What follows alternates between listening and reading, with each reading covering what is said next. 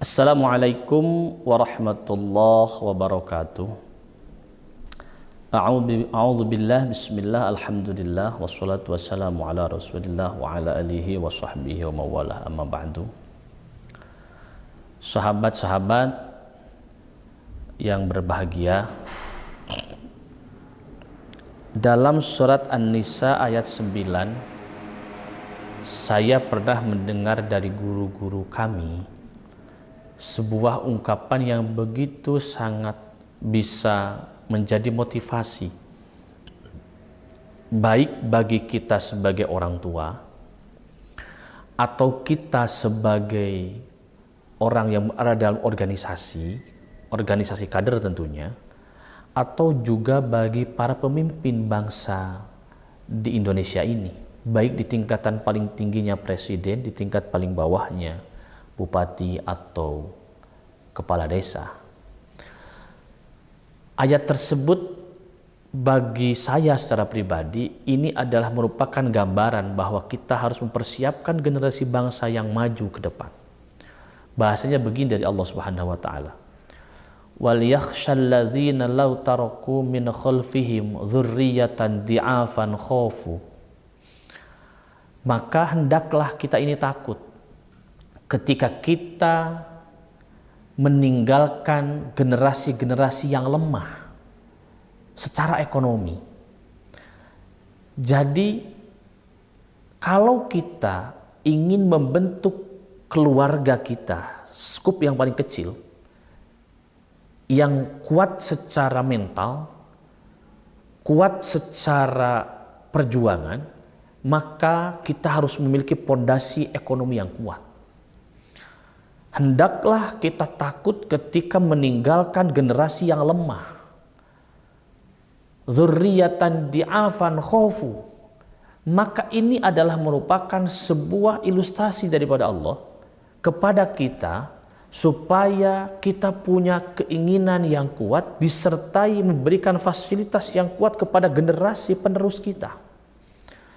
Dari sukup yang kecil, keluarga, maka orang tua bertanggung jawab terhadap anak-anaknya supaya mereka menjadi generasi yang kuat secara mental, dipersiapkan pendidikannya, dipersiapkan ekonominya, dan itu tanggung jawab orang tua.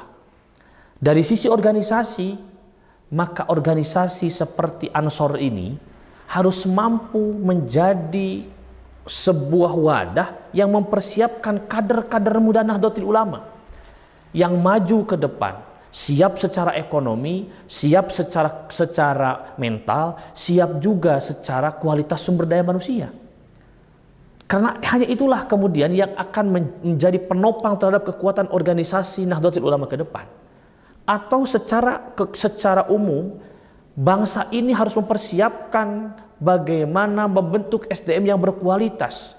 Maka perluas lapangan kerja oleh pemerintah, perkokoh ekonomi kerakyatan kemudian di tingkatan paling bawah, dan kualitas sumber daya manusia harus betul-betul dipersiapkan menghadapi masa-masa yang akan datang. Tanpa itu bangsa ini tidak akan pernah maju. Maka ilustrasi ini harus menjadi sebuah pegangan bersama-sama kita, dari hal yang paling kecil keluarga sampai pada tingkatan yang besar bangsa dan negara. Kalau semuanya sudah memikirkan cara yang sama untuk memperkuat dan memperkokoh perjuangan bangsa dan negara, maka saya punya keyakinan bangsa ini akan besar kalau semuanya punya pemikiran yang sama. Karena kalau tanpa kekuatan itu, maka saya yakin sekali kita hanya akan bermimpi di sebuah fatamorgana yang tidak akan jelas raihannya ke depan, bahwa akan menjadi apa bangsa ini ke depan tanpa generasi bangsa yang dipersiapkan oleh kita 5, 10, 20 tahun ke depan. Oleh sebab itu, maka persiapkanlah generasi emas bangsa Indonesia ini dengan kekuatan-kekuatan fondasi ilmu, fondasi ekonomi, fondasi kekuatan yang menjadi kekuatan bangsa dan negara di kualitas sumber daya manusia. Mudah-mudahan bangsa ini akan maju karena terbentuk dari persiapan pondasi bangsa, pondasi kualitas sumber daya manusia yang kokoh dan kuat secara kualitas, secara mental, dan tentu dia akan selalu terbuka terhadap perubahan-perubahan yang ada di dunia ini. Itulah sebuah arahan secara langsung oleh Allah Subhanahu wa taala kepada kita untuk membentuk sebuah nilai-nilai yang kokoh dan kuat menjadi bangsa yang maju dan mandiri.